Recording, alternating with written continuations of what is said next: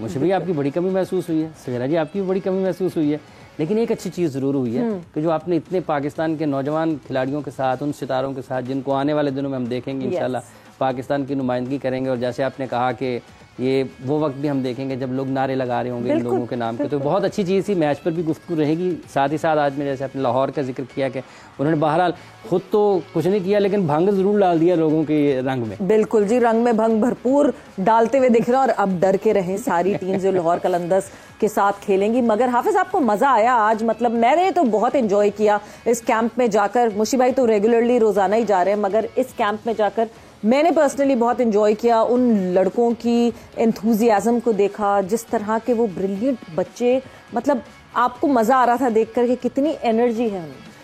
देखिए एक बहुत ही दिलचस्प और आंखों को मतलब आप कहते हैं ना खुशकुन मंजर होता है जब आप जिस काम को कर रहे होते हैं और जिनमें आप अपना मुस्तकबिल देख रहे होते हैं ना, उनको देखने का, उनको करीब से देखने का, उनकी मेहनत को देखने का एक बिल्कुल अलग सा जज्बा होता है, अलग से एहसास होते हैं जिनको आप कभी बयान ना भी कर सकते हो, लेकिन ऐसा लगता है कि आपको उनमें कोई बाबर आजम नजर आ रहा है, कोई उनमें आपको मोहम्मद आमिर नजर आ रहा है, कोई आपको उनमें शाहीन आफरीदी नजर आ रहा है, कोई आप उनमें मुश्ताक अहमद नजर आ रहा है, कोई अब्दुल कादिर नजर आएगा, कोई उसामा मीर नजर आएगा। तो ये वो सारे लोग हैं। जब आप इन लोगों को देखते हैं, 20, 25, 30 लड़के आपके सामने हो, तो आपको बुनियादी तौर पर आपका मुस्तकबिल नजर आता है, और अगर मुस्तकबिल आपको रोशन नजर आ रहा हो तो फिर आपका जो ट्रिप है या जो भी आप काम कर रहे हैं वो उसके अपनी मेहनत के आपके पैसे वसूल हो जाते हैं। बिल्कुल जी, the future of Pakistan is in right hands right now, and I hope Pakistan cricket would become better and better every day. Mushi भाई आपको खुशामदीद कहेंगे, अस्सलाम वालेकुम and welcome to the show once again. जी वालेकुम सलाम, बहुत बहुत शुक्रिया एक दफ़ा फिर। बिस्मिल्लाह रहमान रहीम।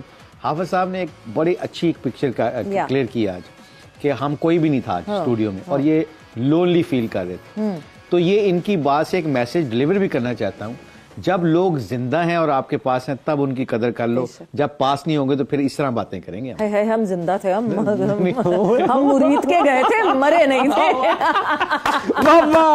मुशी भाई फौरी पकड़ ली। बट मुशी भाई ऑनेस्टली स्पीकिंग वहां जाके इतना अच्छा लगा। ठीक है गर्मी बहुत थी, मैं आके मैं मुशी भाई को दिखाई थी, ये देखें जरा फौरन जल्दी से टैन हो गए, और कैसे आप लोग कैसे करते हैं। सबसे पहले तो सबसे पहले मुशी भाई के लिए तालियां, और सारे जो वो कोचेस वहाँ पे मौजूद थे, सब तैमूर साहब से लेके एवरी अदर कोच जो वहाँ मौजूद था, उन सब के लिए बहुत ज्यादा अप्रिसिएशन। बिकॉज आप कहते हैं हाँ जॉब है ना क्या, बट उस जॉब के साथ वो डेडिकेशन जो उन लड़कों के साथ, और उन लड़कों की खुशियों में खुश होना, यानी जो एक बच्चा हमें वहाँ दिखा जिससे हमने बात भी की और जिसने बताया कि नहीं जी मैं जल्दी आउट हो गया था, खुद को सजा देने के लिए मैं रनिंग कर रहा था। क्या कितने जबरदस्त मजे का एटीट्यूड है। आपको 2-3 चीजें इसमें मिलती हैं। एक तो वो जॉयमेंट मिलता है, कहते हैं ना कि इसमें मैं मारने की जरूरत है बस और कोई नहीं। अगर आप जो इंटरनेशनल लेवल के कोचेस जब नीचे जाके काम करते हैं, आप यकीन मानिए जब ये टैलेंटेड प्लेयर जब ऊपर निकल रहे होते हैं और आप उनकी रहनुमाई करते हैं, आप उनको अपना एक्सपीरियंस शेयर करते हैं, और जब वो जाके प्रूव करते हैं और अपना एक्सप्रेस करते हैं पाकिस्तान की तरफ से, आप घर में बैठे हो आपको कुछ नहीं मिलता, मगर जो आपको खुशी अंदर से मिलती है ना कि ये बंदा जो पाकिस्तान की तरफ से अचीवमेंट कर रहा है, इसमें मेरी भी थोड़ी सी पार्टिसिपेशन है, and that enjoyment is more than anything. और इन बच्चों के अंदर इतना वो क्या कहते हैं एक्सेल करने का मौका होता है, सिर्फ यहाँ पे इनकी ऑनरशिप लेने की बात है। मैं कह ऑनरशिप ले लें आप यकीन। 3 चैनामैन स्पिनर थे, लेफ्ट आर्म, एक लेग स्पिनर था, लेफ्ट आर्म स्पिनर कितने थे, बैट्समैन आपने देखा सारा।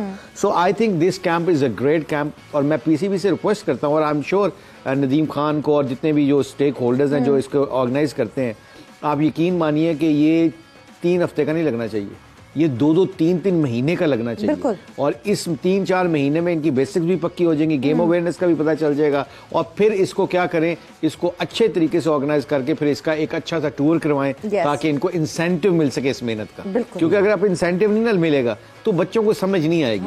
अंडर 16 के टूर्स होने चाहिए, अंडर 19 के टूर होने चाहिए, और बाहर इंग्लैंड, ऑस्ट्रेलिया वगैरह मुल्कों में होना चाहिए, ताकि इन बच्चों को उस कंडीशन का, उन खानों का, उन कल्चर का पता चल सके। और यही चीज है जो आपकी टीम को, आपकी क्रिकेट को ऊपर लेके जाएगी।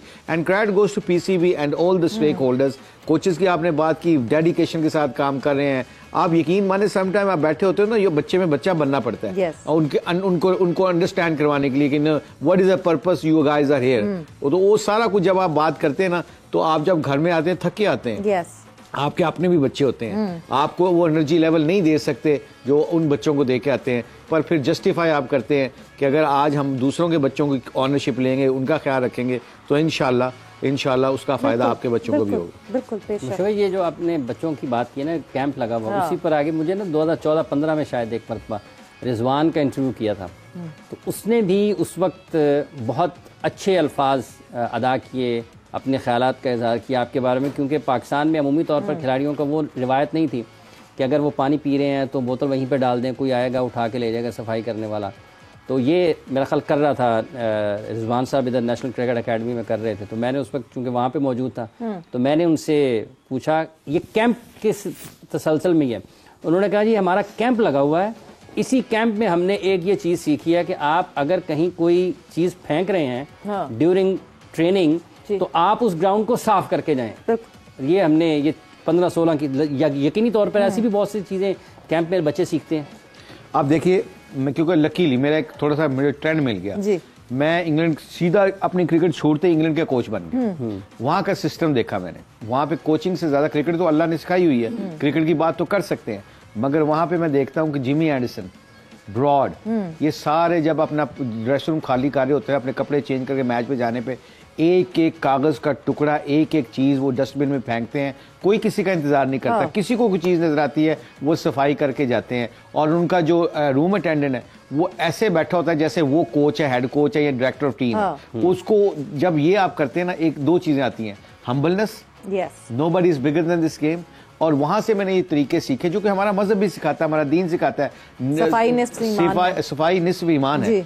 तो न्यूजीलैंड की स्टोरी मैंने सुन ली कि रग्बी की टीम उनकी तब तक ड्रेस रूम छोड़ नहीं सकती जब तक कि वो एक खास का टुकड़ा भी अपने ड्रेस रूम से साफ करके नहीं जाता। आज न्यूजीलैंड की टीम नंबर 1 है। पाकिस्तान टीम को इस पे एक दो औरतों ने एक सर्टिफिकेट दिया था जिसपे लिख के दिया था, हमारे इधर नेपियर में बहुत टीमें आती है, नेपियर छोटा सा एक उनका आइलैंड है, सिटी है, वहां पे बहुत कम है, तो आप लोग वहां पे बड़ा मुश्किल है प्लेटें साफ करना, ये वो। तो सारे हमारे खिलाड़ियों को ये आदत पड़ चुकी थी, इन्होंने जाके प्लेटें भी साफ की, उनको दिया। जब वो वहां से 4-5 दिन के बाद गए, वो दोनों माइयां थी, बहुत एजेड थी, और वो सारा कुछ सर्व करती थी, दोनों खड़ी होकर कहती हैं, we served lots of nations. Yes. We served lots of nations. But Pakistan became number 1 nation for us because every single guy came to in our dining room and they cleaned the plates and they cleaned the tables, and that's the certificate we are providing them. Wow. They won our hearts, not the matches. Brilliant. क्या बात है? That is what we say. That our players are our ambassadors. उस दिन जब उमर भी आए थे तो यही बात हो रही थी कि क्यों ऑफ द फील्ड जो चीजें होती हैं वो क्यों मैटर करें। भाई प्लेयर कहेगा मेरी पर्सनल लाइफ है, पर पर्सनल नहीं रहती। वंस जब आप पाकिस्तान के को रिप्रेजेंट करने लगते हैं, यूर एन एम्बेसडर, और जब आप ऑफ द फील्ड भी कर रहे होते हैं, दैट मैटर्स। बट एक चीज जो आपने अभी इस कैंप की कही कि कैंप लंबा होना चाहिए थोड़ा सा, बिकॉज ये जितना शॉर्टर कैंप हो रहा है, इवेंचुअली ये लड़के वापस घर जाएंगे। ये बड़े हम्बल बैकग्राउंड से आते हैं। आप इनको जो यहाँ पे न्यूट्रिशनल वैल्यू बता रहे हैं, ऐसे अपनी डाइट को मेंटेन करना बता रहे हैं, ये आगे जाके अपने घर में उस तरह उसको कैरी फॉरवर्ड नहीं कर सके। इसलिए लंबे कैंप की वो इम्पोर्टेंस है। वो इस लंबे कैंप की इम्पोर्टेंस इसलिए कि भूल ना जाए। 3 हफ्ते में भूल जाएंगे, मतलब 6 हफ्ते में 8 हफ्ते में नहीं भूलेंगे। फिर इनकी आदत, कहते हैं मसल मेमोरी बन जाती है आपकी। जब नमाज क्या होती है, नमाज पहले आपकी आदत बनती है, फिर इबादत बनती है। पहले दिन इबादत नहीं बनती। हाँ, जिसको अल्लाह तौफीक दे दे। गेम में, जिंदगी में हर चीज को अगर आप इंप्लीमेंट करें ना, तो उस मसल मेमोरी को बनाने के लिए आपको बहुत रेपिटेशन चाहिए होती है, और वो बनती है टाइम के साथ, डिसिप्लिन के साथ। So I think I understand that, क्योंकि जब हेड कोच था मैं एनसीए का, तो हम कैंप लगाते थे। मैं अल्लाह का शुक्र लगा, उनके पीसीसी में कह के रिक्वेस्ट करके 8-8, 10-10 हफ्ते का कैंप लगवाता था, जिसमें पता है लड़के every day they doing same thing, they get bored sometime उनके दिल नहीं करता था, मगर वो ऐसी मसल मेमोरी कई लड़कों की पक्की हुई है। अब उनकी रूटीन है कि वो उनके लिए एक सेकंड नेचर बन चुकी है कि मैंने क्या करना है, कैसे करना है। ये आसान हो जाता है जब आपके पास बहुत ज्यादा इन्वायरमेंट में ऐसा टाइम मिल जाए। So I think those kids are very talented, and I am sure अल्लाह के फजल करम से आप देखिएगा कि पीसीबी विल इंशाल्लाह do lots of programmes like this. Yes, इंशाल्लाह, एंड आई होप ऐसी प्रोग्राम्स होते रहें। आज की अब ताज़ा तरीन खबर जो हमें एज ब्रेकिंग न्यूज़ मिली, जिस वक्त हम मुरीद के में मौजूद थे, उस वक्त वो खबर आई हाफिज और उस्मान तारिक, उनसे हमने बात भी की थी, वो हमारे शो का हिस्सा भी बने थे, and eventually his action is called out. और उनके एक्शन को जो है वो कहा गया है कि रिपोर्ट किया गया है कि this is not a legal action, और उनका बेंड जो है वो 15 डिग्री से ज्यादा का बेंड हो रहा है। वापस मैं उसी पे आऊंगी मुशी भाई, एक सही एज पे, क्योंकि उस्मान ने हमें ये बताया था कि मुझसे तब्दील करने को कहा गया था एक्शन जब मैं अपनी अर्ली स्टेज पे था, बट मैं इफेक्टिव नहीं हो रहा था, इसलिए I came back to that action. हम तो समझ रहे थे उस रन अप पॉज की बात कर रहे हैं वो, बट वो रन अप पॉज से ज़्यादा उनकी चकिंग थी जिसको तब्दील करने की कोशिश की गई थी। बिकॉज जब हमें ये खबर मिली आज मौजूदगी में, तो उनके कोच जो पुराने थे उनसे भी हमारी सरसरी सी गुफ्तगू हुई और उन्होंने कहा कि इनको तब्दील किया गया था बट ये कंफर्टेबल नहीं थे, and he came back to that chucking. ये इस छोटी सी एज में करवाना बहुत ज़रूरी होता है, क्योंकि वंस जैसे अब वो he is big enough, he is 29, तो वो तो उस वक्त तो अब बहुत मुश्किल है कि कोई तब्दीली हो। इसमें 2-3 चीज़ों का हमें बहुत केयरफुली बात करनी पड़ेगी। 2-3 चीज़ें हैं क्या? जब उनके एक्शन पे काम किया जा रहा था, क्या वो चेकिंग के लिए था कि उनको रुकने पे था क्रीज के ऊपर? अब अगर आप हम ये कह रहे हैं तो क्या प्रोसेस के ऊपर उनको बैन किया गया? क्या कोई मशीन से गुजारा गया, लैब से गुजारा गया? नेकेड आई से अगर आपने बैन किया तो it's a very dangerous thing. Naked eye से नहीं पता चलता कि आपका डिग्री कितना है। आई थिंक जो एक्शन उसको देखा गया, अश्विन भी करता रहा है, बाकी कई स्पिनर ऐसे करते रहे हैं, क्रिस गेल बहुत दफा करता है, रुक जाता है। शोएब मलिक को आप देखें, उसका पैर पूरा बाहर लाइन के बाहर जाता है, फ्रंट पे फिर वापस आता है। तो अब ये 3-4 चीजें हैं उसको देखने के लिए।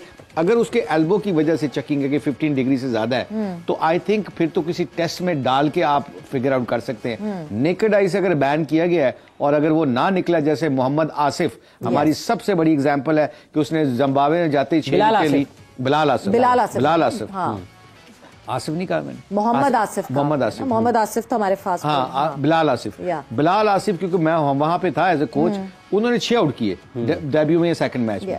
उसके बाद उनको कहा कि जी वनरेबल एक्शन है, इसका कोई डॉजी एक्शन है, और डॉजी एक्शन के होने नाते जब उनको उनका टेस्ट लिया गया, he was clear because he was more like wristy rather than elbow का कम। अब ये चीज जो है, अगर उस्मान तारिक को अगर इस तरह बैन किया गया नेकेड आई से, the people who done it big decision I believe, क्योंकि लैब आपकी एक है वो काम करती है, बाकी आपकी बात इसको देखा जाए, इसको परखा जाए, इसकी फाइंड आउट भी करें हमारे लिए कि क्या ये नेकेड आई से इसको बैन किया गया, अंपायरों ने देख के बैन किया है कि कोई प्रोसेस के थ्रू निकाल के बैन किया गया। ठीक है, ये 2 चीजें बड़ी क्लियर हैं। और तीसरी चीज, जिस कोच ने किया उसको शाबाश देनी चाहिए कि शुरू में अगर उसको पता चल गया था कि इसका कोई चेकिंग का मसला है और उसने एक्नॉलेज करने की कोशिश की है, तो I think he should get praise, because early age में उन्होंने इनको तारिक उस्मान को कहा था कि आप ये चेंज कर लो, आपके लिए बेहतर नहीं है। तो इसका मतलब है कि he done his part, and obviously up to the players होता है कि वो क्या करना चाहते हैं। बिल्कुल जी, हम over the period of time show में जो है हम